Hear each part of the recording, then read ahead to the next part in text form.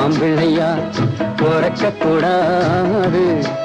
ஐயா பிறந்து விட்டா பொம்பிளே நினைக்க கூடாது.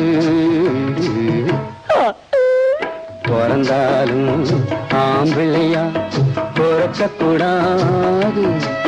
ஐயா பிறந்து விட்டா பொம்பிளே நினைக்க கூடாது. பிறந்தாலும் பொம்பளையா பிறக்கக்கூடாது.